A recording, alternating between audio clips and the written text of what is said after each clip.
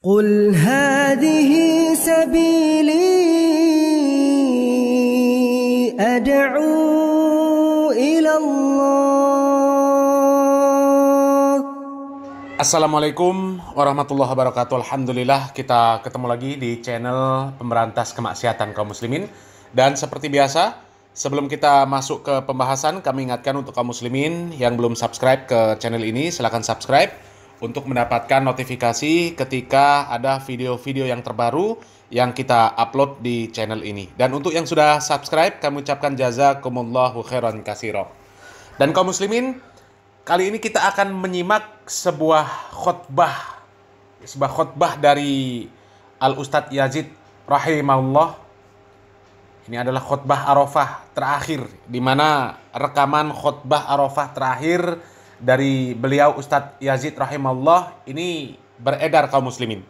Dan khutbah Arafah terakhir dari Ustadz Yazid bin Abdul Qadir Jawas rahimahullah ini direkam langsung oleh seorang ikhwan dari Boyolali, yaitu Rizal Arsyadini, yang insya Allah kita semuanya makruf siapa Rizal Arsyadini kaum muslimin, yang semoga Allah Subhanahu wa Ta'ala memberkahi diri beliau, keluarga beliau, harta beliau, dan semoga Allah Subhanahu wa Ta'ala membalas segala sesuatu yang telah beliau perjuangkan, yang telah beliau korbankan untuk tegaknya dakwah sunnah di negeri kita ini, terkhusus ya di daerah Boyolali, di mana beliau ini menjadikan markas tempat usahanya ini menjadi tempat untuk kajian rutin sepertinya ya.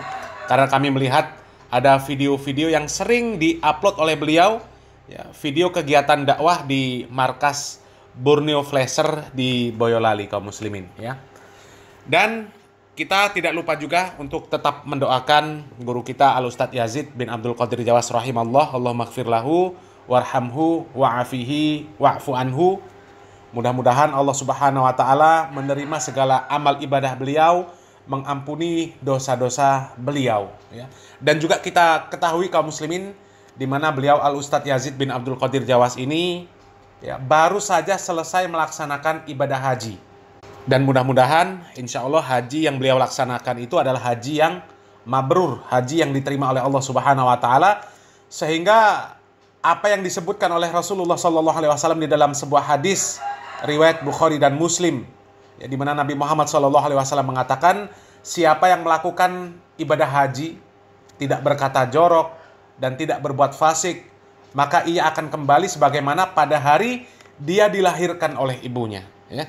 Dan insya Allah kita mengetahui bahwasannya beliau Ustadz Yazid bin Abdul Qadir Jawas adalah seorang ustadz penegak tauhid, penegak sunnah, yang insya Allah mustahil bagi beliau untuk berkata jorok, untuk berbuat fasik, terlebih di dalam pelaksanaan ibadah haji beliau ya. Mudah-mudahan apa yang disabdakan oleh Rasulullah SAW tersebut ya benar-benar beliau dapatkan kaum muslimin ya. Dan langsung saja kita simak bagaimana khutbah Arafah terakhir dari Al-Ustadz Yazid bin Abdul Qadir Jawas rahimahullah. Wa na'udzu billahi min syururi anfusina ومن سيئات أعمالنا من يهده الله فلا مضل له ومن يضلل فلا هادي له أشهد أن لا إله إلا الله وحده لا شريك له وأشهد أن محمدا عبده ورسوله يا أيها الذين آمنوا اتقوا الله حق تقاته ولا تموتن إلا وأنتم مسلمون يا أيها الناس اتقوا ربكم الذي خلقكم من نفس واحدة وخلق منها زوجها وبث منهما رجالا كثيرا ونساء واتقوا الله الذي تساءلون به والأرحام إن الله كان عليكم رقيبا يا أيها الذين آمنوا اتقوا الله وقولوا قولا سديدا يصلح لكم أعمالكم ويغفر لكم ذنوبكم ومن يطع الله ورسوله فقد فاز فوزا عظيما أما بعد فإن أصدق الحديث كتاب الله وخير الهدي هدي محمد صلى الله عليه وعلى آله وسلم شر الأمور محدثاتها كل محدثة بدعة وكل بدعة ضلالة وكل ضلالة في النار. Amma ba'd, Bapak-bapak, Ibu-ibu, saudara sekalian jamaah tiaratur yang mudah-mudahan dirahmati oleh Allah SWT. Alhamdulillah kita bersyukur kepada Allah Subhanahu wa ta'ala, kita berada di Arafah. Ini yang ditunggu oleh seluruh jamaah haji dari seluruh penjuru dunia. Nabi bersabda SAW, haji itu Arafah. Rukun yang paling penting, rukun yang paling pokok haji itu Arafah. Jadi semua orang harus ada di Arafah. Atau dia sakit, atau dia sakit keras, itu harus dibawa dengan ambulan masuk Arafah. Ketika dia berada di luar Arafah, maka hajinya tidak sah. Rukun yang paling besar haji ini adalah Arafah. Dan semua orang di seluruh dunia yang ditempuh ini Al-Hajj Arafah. Makanya semua orang berusaha bagaimana bisa sampai ke Arafah. Karena di tempat ini dan di hari ini juga Allah memerdekakan kaum muslimin dari api neraka. Dan orang menanyakan kepada malaikat apa yang mereka kehendaki dengan datang ke Arafah ini. Yang mereka kehendaki agar diampuni dosa mereka. Kata Allah, aku ampuni dosa mereka semuanya. Ini kenikmatan yang luar biasa. Yang nggak peroleh dimanapun berada. Tidak kemarin dan tidak juga besok. Hanya ada pada hari ini. Dan itu hanya ada setahun sekali. Tinggal kembali kepada kita. Apakah kita termasuk orang-orang yang diampuni dosa kita oleh Allah atau tidak? Karena jelas niat kita dan rumah untuk mendapatkan haji yang mabrur.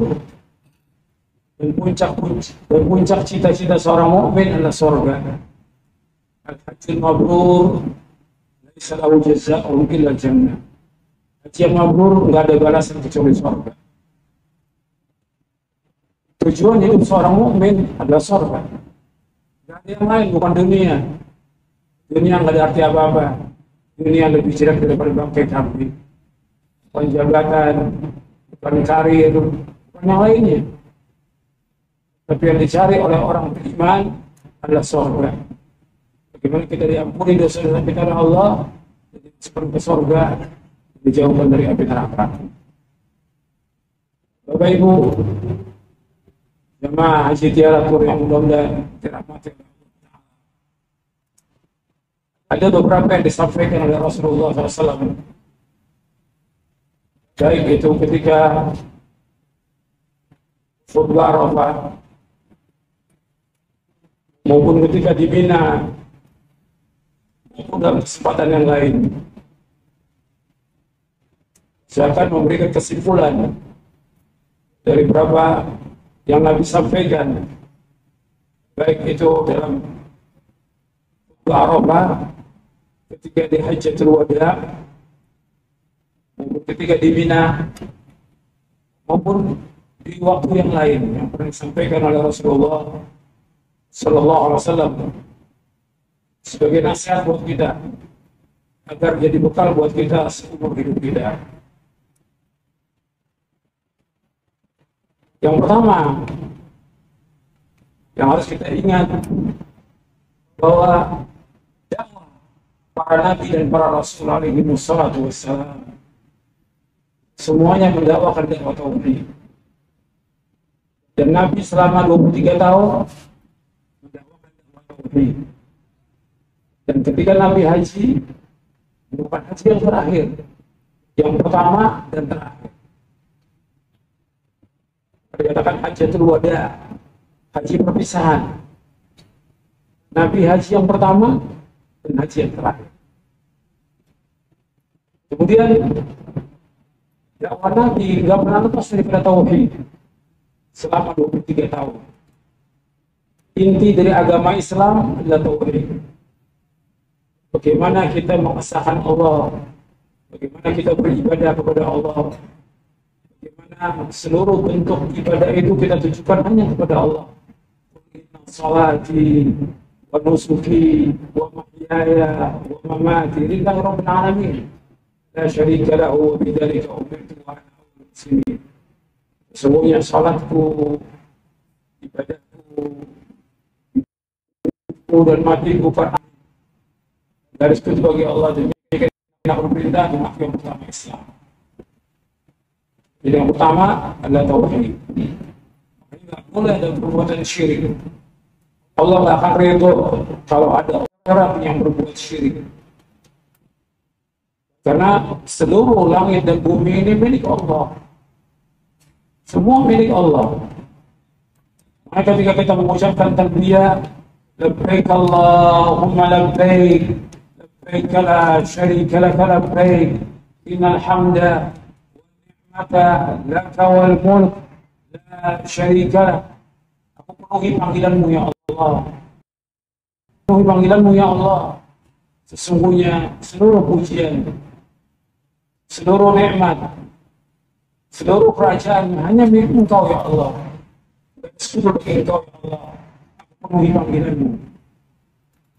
Seluruh milik Allah. Tidak ada satupun makhluk yang memiliki andil dalam penciptaan langit dan bumi dan penciptaan seluruh makhluk ini. Kita wajib menunjukkan ibadah itu kepada Allah. Maka Allah berfirman, "Wa ma khalaqtul insana illa liya'budun, ma uridu minhum min rizqin wa ma uridu an yut'imun, inna Allaha huwa ar-razzaqu matin." Tidak aku ciptakan jin dan manusia maka beribadah kepadaku. Aku nggak minta rezeki dari mereka, aku nggak minta makan. Allah yang terus memberikan rezeki, dan Allah yang terus memberikan. Allah yang maha kuat. Jadi Bapak Ibu sekalian, perhatikan bahwa kita diciptakan oleh Allah untuk ibadah. Tujuan pokok ibadah adalah tauhid. Jauhkan segala macam perbuatan syirik. Kalau kita lihat di Indonesia dan negeri yang lain, itu masih banyak kesyirikan. Orang masih banyak menyebutkan Allah. Ini perbuatan yang Allah nggak ridho. Dan Allah sangat murka. Ancamannya berat. Allah nggak akan ampuni dosanya. Dan Allah haramkan bagi mereka surga. Perhatikan itu. Orang berbuat syirik. Di Indonesia masih banyak orang datang ke kubur-kubur wali, kiai, kemudian minta di sana doa kepada mereka, minta kesembuhan, minta jodoh, minta rezeki, minta yang lain. Datang juga ke dukun-dukun dan yang lainnya. Ini semua perbuatan syirik akbar. Syirik yang paling besar yang Allah nggak ridho. Allah sudah mengancam dalam Al-Quran, Inna Allah la yaghfiru an yushraka bihi wa yaghfiru ma duna dzalika liman yasha. Wa man yushrik billahi faqad iftara itsman 'azima. Sesungguhnya Allah tidak akan mengampuni dosa berbuat syirik. Dan Allah mengampuni dosa selain itu bagi siapa yang Allah kehendaki. Karena siapa yang berbuat syirik maka sungguh dia telah berbuat dosa besar yang paling besar. Orang berbuat syirik dia melakukan dosa besar yang paling besar. Dan Allah menyebutkan lagi dalam surah Al-Ma'idah, atau dalam surah An-Nisa ayat 28. Dalam surah Al-Ma'idah ayat 72 Allah berfirman, "Innahu may yusyrik billahi faqad harrama Allahu 'alaihi al-jannah wa ma'wahu an-nar wa ma lidh-dhalimin min ansar." Sesungguhnya orang berbuat syirik diharamkan baginya surga, tempat tinggalnya neraka, dan neraka saja yang tempat kembali. Ya, orang berbuat syirik neraka masih banyak. Kita wajib ingatkan diri kita, istri kita, anak kita, keluarga kita, orang tua kita, jangan sampai mereka datang, jangan sampai ikut-ikutan datang ziarah kubur wali. Ini perbuatan syirik. Ziarah kubur boleh, Tapi ziarah dengan niat untuk meminta sesuatu, mengharapkan berkah dari kuburan itu nggak boleh. Atau kuburan Nabi Muhammad SAW nggak boleh. Dengan niat mencari berkah nggak boleh. Nggak ada satupun kuburan di muka bumi yang mengandung berkah, tidak ada. Niat kita ke Madinah untuk sholat di Masjid Nabawi. Cuma kan ada kuburan Nabi di situ, kita sekalian ziarah. Sengaja niat ziarah ke kubur Nabi tidak boleh. Itu kubur Nabi, apalagi kubur yang lain Nabi Sallallahu Alaihi Wasallam. Indonesia masih banyak berbis-bis, sampai 50 bis, 100-an bis itu ziarah ke kubur wali. Ini perbuatan syirik. Kita setelah pulang dari haji ini jangan sampai lagi berbuat demikian. Yang dulu kita wajib taubat. Ingatkan semua keluarga kita, jangan sampai berbuat syirik lagi. Itu tauhid, lawannya adalah syirik. Dan ini harus kita tumbuhkan dalam diri kita. Kepada istri kita, anak kita. Makanya wasiat Luqman kepada anaknya, ya bunayya la tusyrik billah inna syirka lakulun adzim. Jangan berbuat syirik. Syirik itu kezaliman yang amat besar. Tidak ada kezaliman di muka bumi yang paling besar dengan syirik. Makanya syirik itu harus dimusuhi, harus diperangi, harus dilakukan. Maka Nabi memerangi orang-orang yang berbuat syirik. Nabi bukan sekali dua kali, pernah puluhan kali melawan orang-orang yang berbuat syirik. Sampai di hari terakhir Nabi suruh tempat-tempat kesyirikan dihancurkan semuanya. Tepatnya kata dihancurkan semuanya dalam satu hari. Gak boleh ada lagi ukuran syirik, gak boleh ada lagi. Pohon-pohon kesyirikan gak boleh ada lagi. Ini Islam. Ini agama Islam merupakan agama tauhid. Gak ada lagi penyembahan kepada manusia.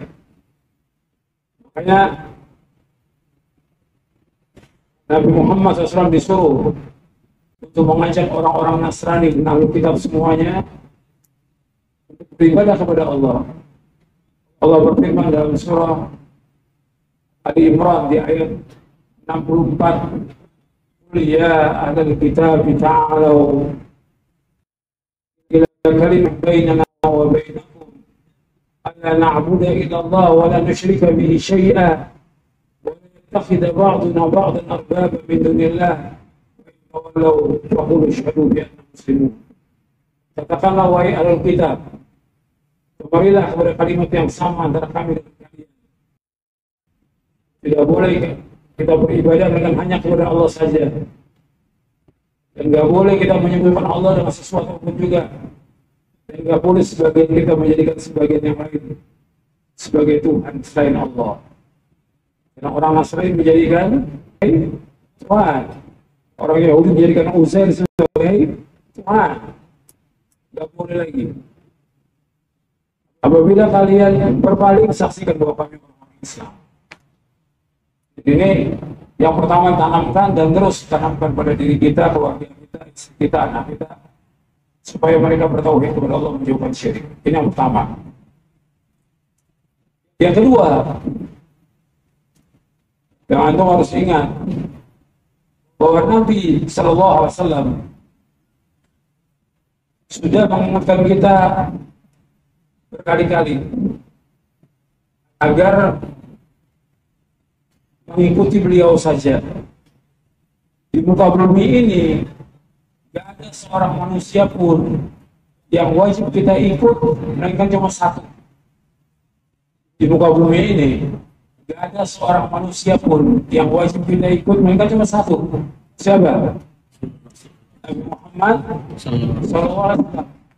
Maka ketika kita di kuburan ditanya tentang siapa? Man Yuka, siapa nabimu? Tanya. Dari tanya bapakmu, ibumu, enggak. Kiaimu, ustadzmu, ditanya. Nabimu, kita ikut nabi atau enggak? Kita ittiba kepada Nabi atau tidak? Kita mengikuti jejak beliau atau tidak? Kita menjauhkan perbuatan bid'ah atau tidak? Karena Nabi SAW sudah melarang jangan sampai berbuat bid'ah.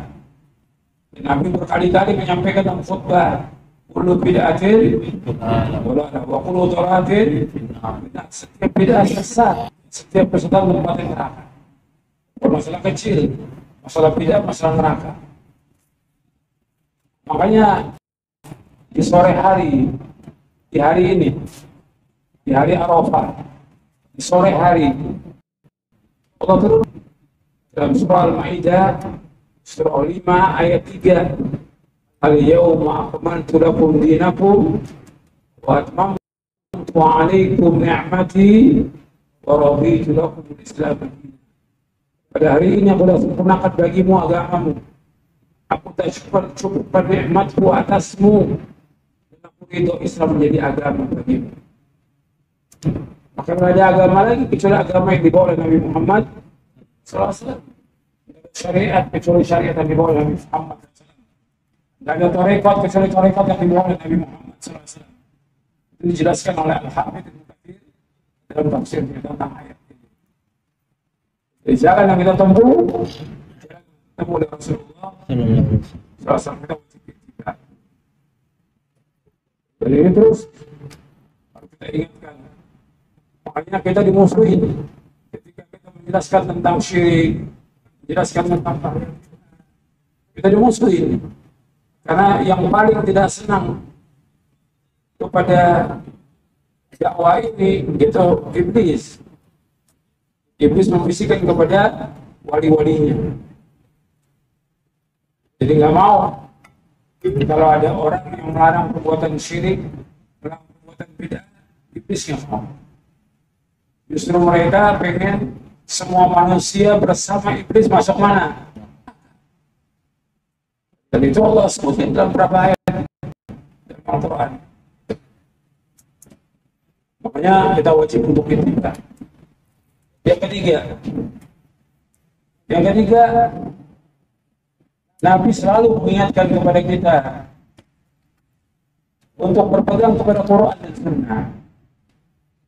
Hajjatul Wada juga Nabi sebutkan, taraktu fikum amrayni lam tadillu ma tamassaktum bihima, kitab Allah sunnati. Aku tinggalkan dua perkara yang kalian tidak akan sesat selama berpegang dengan dua perkara itu, yaitu kitabullah, Al-Quran, dan Sunnah. Nabi juga sering mengingatkan kepada manusia agar berpegang teguh kepada Quran dan Sunnah ala fahmi salaf. Kita wajib mengikuti pemahaman siapa? Para sahabat. Karena pemahaman yang masuk hanya pemahaman sahabat. Pemahaman yang wajib diikuti pemahaman sahabat. Kita wajib mengikuti Al-Quran dan Sunnah ala fahmi salaf. Ayat-ayatnya banyak dalam Al-Quran, haditsnya banyak, asarnya juga banyak. Suruh kita mengikuti Quran dan Sunnah ala fahmi salaf. Itu jalan selamat. Kita mau selamat dari firqah-firqah yang sesat.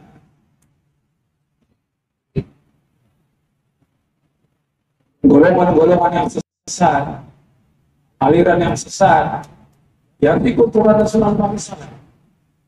Ikut, ya ikut aliran sesat. Sekarang udah bukan satu, bukan lagi, udah lebih dari ratusan aliran di Indonesia ini. Dan sesat semuanya. Pada sesat Nabi menyebutkan kembalinya ke mana? Neraka. Kita ingin selamat, dunia dan akhirat ingin selamat. Maka harus betul-betul kita beragama sungguh-sungguh benar. Sunnah ala fahmi salaf. Gak bisa kita ubah dengan yang lain. Gak bisa kita tukar dengan yang lain. Gak bisa kita ganti dengan yang lain. Awat Quran wa Sunnah ala fahmi salaf. Itu jalan hidup. Itu jalan yang membawa kepada keselamatan dunia dan akhirat. Itu yang ketiga. Yang keempat, yang Nabi sering ulang-ulang, baik dalam Hajjatul Wada maupun di Mina, inna dima'akum wa amwalakum wa a'radakum haramun ka hurmati yaumikum hadha fi syahrikum hadha fi baladikum. Qala hal balagtu?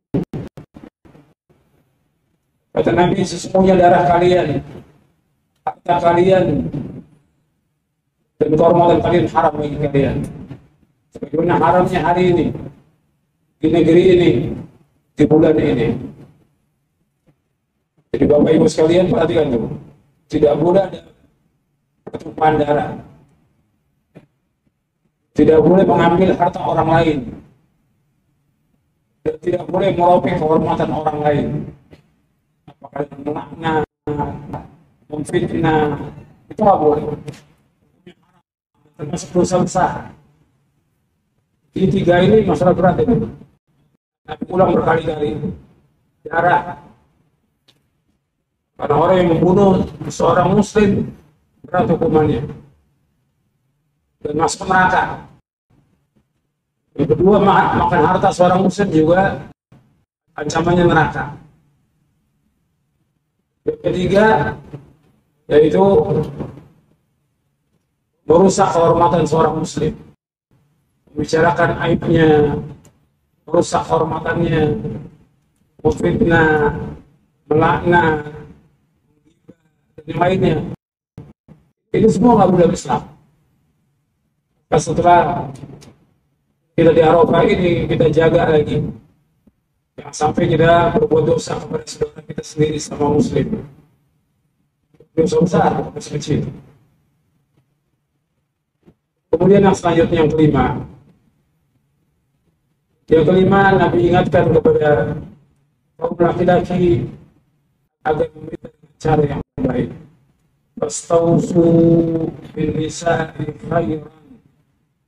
Fastausu bin nisa'i khairan. Wasiatkan kalian agar kalian menasihati istri kalian dengan cara yang baik. Disuruh untuk menasihati dengan cara yang baik. Wanita diciptakan oleh Allah dari tulang rusuk yang bengkok. Dibiarkan dia akan tetap bengkok. Dipaksakan dia akan patah. Patahnya cerai. Tapi kalau dibiarkan tetap dia bengkok. Tapi tetap Nabi suruh fastausu bin nisa'i khairan. Nasihati wanita dengan cara yang baik. Tetap tabiatnya bengkok, tetap tidak akan berubah. Tapi tetap dinasihati dengan cara yang baik. Disuruh sabar untuk menasihati mereka. Dan itu tanggung jawab kita sebagai laki-laki. Karena kita akan ditanya oleh Allah tentang istri kita, kita akan ditanya tentang anak kita. Allah berfirman, ya ayyuhan anfusakum jaga diri kamu. Perhatikan itu, istri dan anak itu tanggung jawab kita dunia dan akhirat. Itu dulu nomor satu, baru karyawan, baru yang lain. Istri dulu, anak. Diperhatikan nggak ke istrinya, diperhatikan nggak anaknya. Banyak orang tua memperhatikan istrinya, memperhatikan anaknya. Orang tuanya ke masjid pakai jilbabnya panjang, pakai cadar, anaknya narkoba. Anaknya nggak puasa, anaknya pergaulannya rusak, anaknya sibuk dengan HP, nggak pernah baca Quran, karena orang tuanya tidak mencontohkan yang baik. Ini mulai berubah nanti. Setelah pulang dari Arafah ini harus berubah. Tanggung jawab kita berat di hari kiamat. Karena Allah akan tanya dari kiamat nanti, bagaimana tanggung jawab kamu dari istri kamu dan anak kamu. Bisa juga istri dan anak menyeret kita ke neraka. Karena suami nggak punya tanggung jawab kepada istri dan anak. Itu berarti kan. Kemudian yang keenam, yang perlu kita ingat bahwa kita ini banyak dosa. Dosa kita sangat banyak. Tidak terhitung saya dan antum bersama. Kesempatan hari itu kepada Allah atas semua dosa.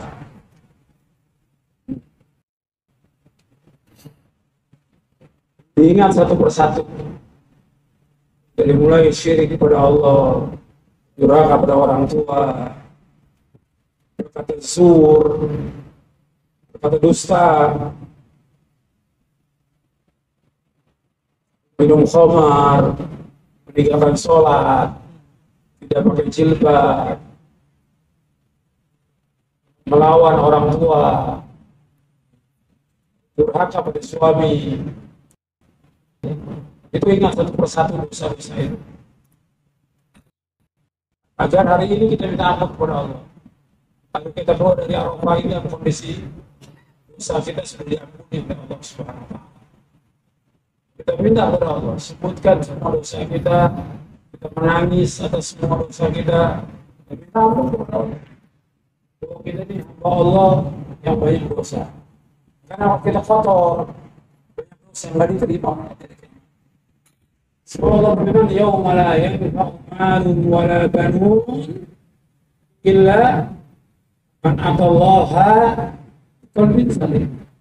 Dari yang tidak bermanfaat harta dan anak kecuali orang datang hati yang bersih dari dosa, hati yang bersih dari bid'ah, hati yang bersih dari perbuatan dosa maksiat. Itu Allah sebutkan dalam surah Asy-Syu'ara. Maka kita berusaha hari ini minta ampun kepada Allah agar Allah mengampuni semua dosa-dosa kita. Yang terakhir, yang perlu saya ingatkan kepada Bapak Ibu sekalian, bahwa perjalanan hidup kita ini masih panjang. Kita tidak tahu hari ini, apa besok, apa lusa, apa tahun depan, kita tidak tahu umur kita. Tapi perjalanan masih panjang. Kita wajib untuk bertakwa kepada Allah. Takwa kepada Allah. Terus iringi takwa itu dalam kehidupan kita. Makanya ketika haji itu Allah berfirman, "Wa tazawwadu khairan zadi taqwa." Berbekallah kalian karena bekal yang paling baik adalah takwa. Bukan uang, bukan dolar, bukan real, bukan makanan, tapi bagaimana ketakwaan kita kepada Allah agar kita tidak melanggar syariat, agar kita tidak melawan Allah, agar kita taat sami'na wa ata'na kepada Allah dan kepada Rasulnya. Jauhkan semua larangan Allah, takwa kepada Allah di mana saja kita berada. Maka Nabi berpesan kepada sahabat dengan pesan ini, cuma 3 pesan ini: ittaqillaha haitsu ma kunta wa atbi sayyi'atal hasanata tamhuha khaliqin nas bi khuluqin hasan. Bertakwa kalau di mana saja kamu berada, di Arafah, di Mekah, di Madinah, di negeri kafir, takwa kepada Allah. Allah melihat kita dan Allah bersama kita. Jangan melanggar syariat, jangan tinggalkan kewajiban. Takwa kepada Allah. Yang kedua, iringi perbuatan yang jelek dengan perbuatan yang baik. Biasanya perbuatan yang baik akan menghapuskan perbuatan yang jelek. Dosa-dosa kita iringi dengan perbuatan yang baik, dengan berzikir, beristighfar, dengan sedekah, dengan berbuat kebaikan. Yang ketiga, khaliqin nas bi khuluqin hasan. Bergaulah kepada manusia dengan akhlak yang mulia. Itu bergaul dengan akhlak senyum, ketemu orang itu senyum, salah kepada siapa aja. Di jamaah haji kita bukan jamaah haji kita, di teman kita bukan teman kita, selama dia muslim disuruh wa khaliqin nas bi khuluqin hasan. Bergaul kepada manusia dengan akhlak yang mulia. Nah, ini jaga adab ini. Ini hilang sudah di tengah-tengah kaum muslimin. Kadang-kadang yang ngaji hanya senyum pada yang ngaji aja. Yang pakai cadar hanya pakai cadar aja. Benar-benar bergaul dengan semua manusia yang mulia. Karena akhlak ini paling enak dibangun dari kiamat. Saya pikir cukup sampai di sini. Mudah-mudahan bermanfaat dan bisa kita amalkan. Mudah-mudahan Allah mengampuni dosa-dosa kita. Mudah-mudahan Allah menjadikan haji kita haji yang mabrur. Dan habis ini kita sholat zuhur 2 rakaat, qomat lagi sholat asar 2 rakaat di jamaah takdim. Mudah-mudahan apa yang saya sampaikan bermanfaat, kita amalkan. Wassalamualaikum warahmatullahi sallallahu alaihi wa ala wasallam. Subhanallah bihamdik. Asyhadu an la ilaha illa anta astaghfiruka wa atubu ilaik. Assalamualaikum warahmatullahi wabarakatuh. Nah, kaum muslimin, itu tadi rekaman khutbah dari khutbah Arafah terakhir Ustadz Yazid bin Abdul Qadir Jawas rahimahullah. Khutbah yang syarat akan pesan-pesan tauhid kaum muslimin. Sehingga kita bisa menyimpulkan kaum muslimin bahwasanya Al-Ustadz Yazid bin Abdul Qadir Jawas adalah benar-benar seorang da'i yang berusaha untuk memperjuangkan supaya tegaknya tauhid, ya, terkhusus di negeri kita ini kaum muslimin. Semoga Allah Subhanahu wa taala membalas semua perjuangan beliau, membalas semua perjuangan dakwah beliau di dalam menegakkan tauhid dan sunnah di negeri kita tercinta ini kaum muslimin, ya. Mudah-mudahan bermanfaat. Barakallahu fikum. Wassalamualaikum warahmatullahi wabarakatuh.